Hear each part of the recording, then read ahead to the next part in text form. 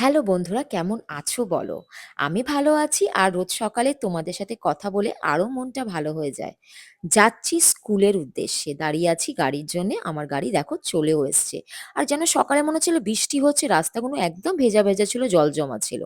স্কুলে পৌঁছে গেলাম, আমার সমস্ত দায়িত্ব পালন করে আবার ফেরার পালা। ফিরছিলাম, পলের সাথে দেখা করার ছিল। কেন? একটা ইন্টারেস্টিং কাজ ছিল। আমি গেছিলাম শাড়ি শপিং করতে। দেখো তো এই শাড়িটা কেমন লাগছে? পল তো বলল আমাকে খুবই ভালো লাগছে শাড়িটা পরে। আর কেন, কেন কিনছিলাম বলো তো? টিচার্স ডে আছে সামনে আর আমি নিজেকে টিচার্স ডে তে প্রত্যেক বছর শাড়ি গিফট করি, কোনো সময় পলও আমাকে গিফট করে। তো আমার এবারে একটুখানি ভায়োলেট, পার্পল, মুভ এই কম্বিনেশনের শাড়ি নেওয়ার ইচ্ছা ছিল। কেন আমার এই কম্বিনেশনের শাড়ি খুব একটা নেই। কেমন লাগছে একটু শাড়িগুলো বলো। তবে কোনটা নিলাম পরে শেয়ার করব। তারপরে প্রচুর খিদে পেয়ে গেছিল। তো আমি আর পল চলে গেছিলাম একটা ছোট্ট কোজি ক্যাফেতে, যেটা পলের একদম অফিসের কাছাকাছি। বসে দুজনে খেলাম, আড্ডা দিলাম, গল্প করলাম আর একটু রিল্যাক্স করলাম। কেন কি প্রচুর টায়ার্ড লাগছিল আর প্রচুর খিদেও পেয়ে গেছিল। আর ক্যাফেটা খুব সুন্দর সাজানো গোছানো, তাই না? যদি তা জানতে চাও কোথায় আমাকে বলো, আমি নিশ্চয়ই তোমাদের বলবো। নিয়েছিলাম স্যান্ডউইচ আর মোমো। মোমোটা দুর্দান্ত টেস্টি ছিল, যেন মনে হচ্ছে দার্জিলিং এর মোমো খাচ্ছি।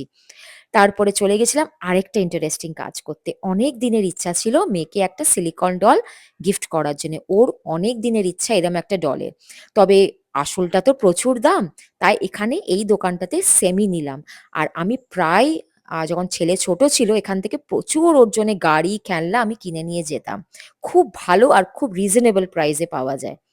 এই দেখো মেয়ে তো দারুণ খুশি। ও তো এক্সপেক্টই করেনি, বিকজ ও জানতোই না জন্য কিনে নিয়ে আসছি।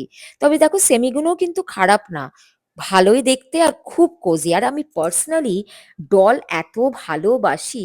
আমার এখনো মনে আছে ছোটবেলার কথা, যখন বাবা স্যালারি ডেতে আমাকে নিয়ে গিয়ে আমার প্রথম ডল কিনে দিয়েছিল। আর তখনকার দিনে ডলগুলো তো জানো কেমন ছিল, চোখ বন্ধ চোখ খোলা। তো সেই মেমোরিটা আমার খুব মনে পড়ছিল। আর দেখো এখানে তোমাদের ভায়োলেটও হাই করছে, ওর নাম রেখেছি ভায়োলেট। ব্যাস আর কিছু, বাড়ির টুকিটাকি কাজ সেরে নিজে ফ্রেশ হয়ে ছেলেকে পড়াতে বসে গেলাম। সামনে ওরও তো পরীক্ষা, তাই ওকে রেডি করতে হবে, সেই দায়িত্বটা তো একদম ইম্পর্ট্যান্ট। তাই ওকে একটুখানি ভুলিয়ে বালিয়ে গাড়ি ফাড়ি দিয়ে সমস্ত কিছু দিয়ে তারপরে বললাম এবার পড়তে বস। ওর জন্যও রাখি গিফট কেনা হয়েছে, তবে সেটা রাখির দিন তোমাদের সাথে শেয়ার করব। ব্যাস আর কি, তারপরে চলে গেলাম ডিনার প্রিপারেশনে।